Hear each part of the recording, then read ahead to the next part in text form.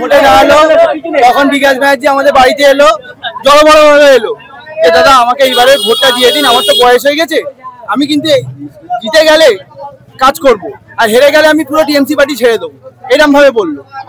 তারপর দীর্ঘ 5 বছর হয়ে যাচ্ছে, বিকাশ ব্যানার্জি কোনো কাজই করে। ডাকঘর থেকে হাল্লাপাড়া মসজিদ পর্যন্ত যে রাস্তাটার অবস্থা, সব সময় ডুবে যায়, সব সময় জল, না খাল নিকাশন ব্যবস্থা ক্লিয়ার হচ্ছে, কোনো কিছু কাজই ভালোভাবে হচ্ছে না।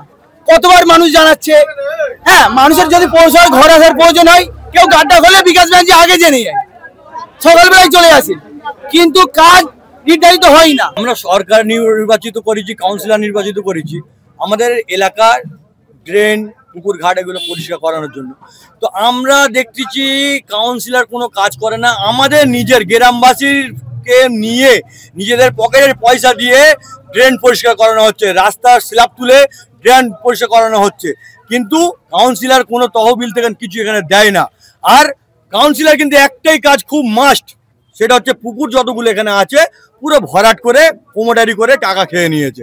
এমনকি গরিব মানুষরা যদি লোন টোন নিয়ে যদি ছাদ ঢালাই দেয় টালির চাল খুলে, সেখানে গিয়ে বলে দেবে 20,000 টাকা দিতে হবে। না না না না, মানুষ তার ক্ষোভ জানিয়েছে, আমি চেষ্টা করছি তার প্রশমন জানাতে। কোনো বিক্ষোভ এরা কারা? এরা আমার দলের লোক নয় কেউ, এরা আমাদের বিরোধী দলের লোক, সিপিএম আশ্রিত লোকরা। ধুন্ধুমার পরিস্থিতি তৈরি হলো মহেশতলায়। মহেশতলা পুরসভার 22 নম্বর ওয়ার্ডের কাউন্সিলরকে ঘিরে বিক্ষোভ। এই কাউন্সিলর বিকাশ বন্দ্যোপাধ্যায়কে ঘিরে চোর স্লোগান দেওয়া হলো এবং স্লোগান দিতে দিতে কাউন্সিলরকে ধাওয়া করলেন স্থানীয় বাসিন্দারা। ছবিটা একবার দেখুন।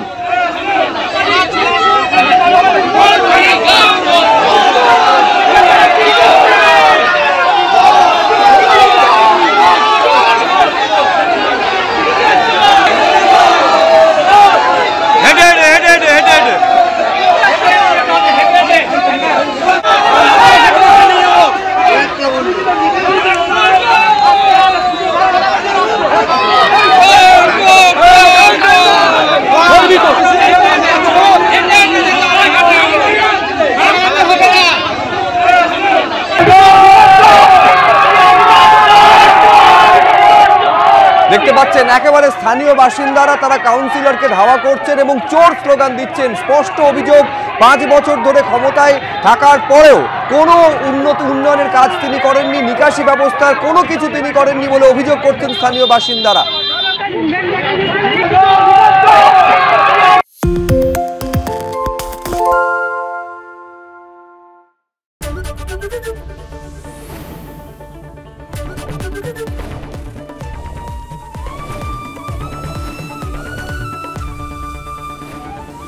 এবিপি আনন্দ, এগিয়ে থাকে, এগিয়ে রাখে।